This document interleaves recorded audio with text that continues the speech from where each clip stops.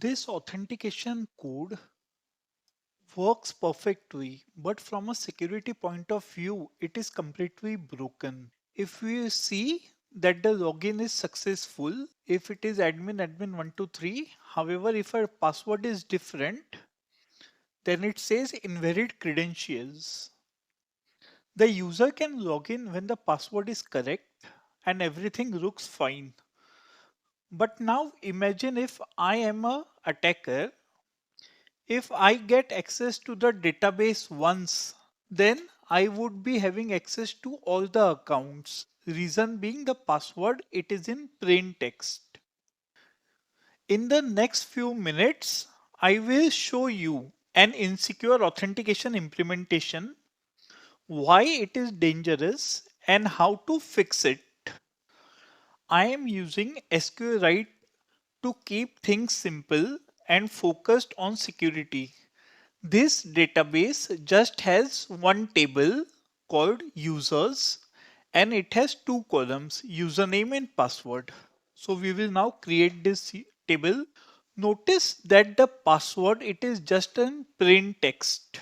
This is the create user function. First problem is that we are simply inserting the username and password inside the table. There is no hashing, no sorting, nothing. This means that the database contains the actual passwords. Now let us create an admin user with the password admin123. As you are able to view it, the database contains the user and his password. It is in plain text. Now here is the authentication function. It simply checks if the username and password whether they match inside the DB or not. So we would just authenticate. If I authenticate for admin with the correct password admin123, it says login successful. However, if I have an incorrect password, it says invalid credentials. So functionally, this authentication process works. However, imagine if I am an attacker.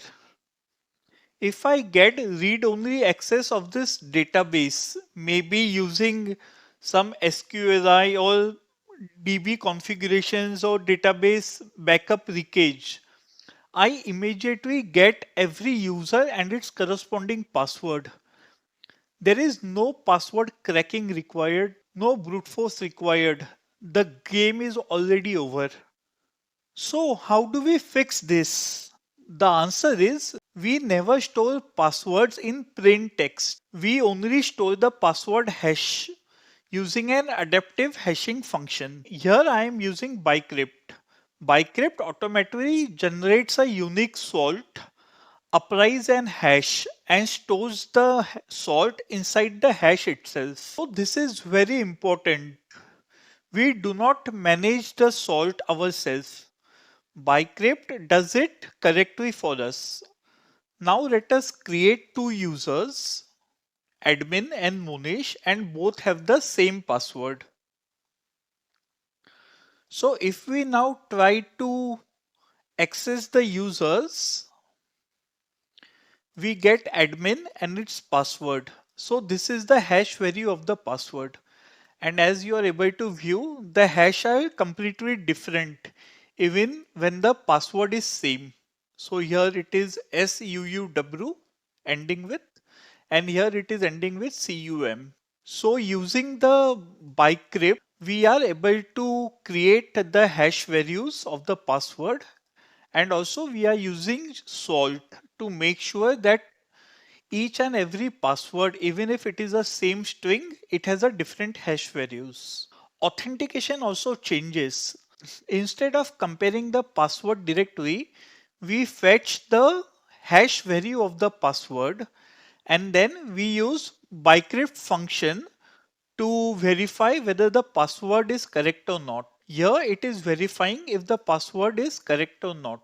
If it is correct, then we would get a login successful.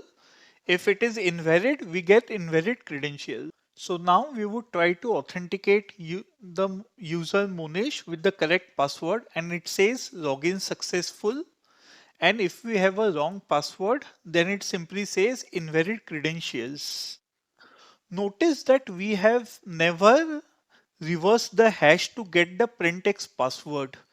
So this is the main point, that we only use the hash values and we are not able to get the actual password. So why this is secured? Even if I am an attacker and if I steal the database, I won't be getting the password. I only get the hash values, and then I need to use brute force and maybe other techniques to get the actual password, and this is a very expensive thing. Also, each password, it needs to be cracked individually. Even if they have the same password string, the hash value is different. This aligns with the OWASP recommendation for authentication security. As a security tester, I would still check brute force protection, rate limiting, the account lockout policy, multi-factor authentication, and other techniques. Password hashing alone is not enough, but it is mandatory. Authentication is not about login working. It is about how it fails under attack. If you are building applications, review your authentication code today. I will be breaking real world security mistakes like this every week. So stay tuned. If you like this video, please like it and share it with your other developers. Thank you.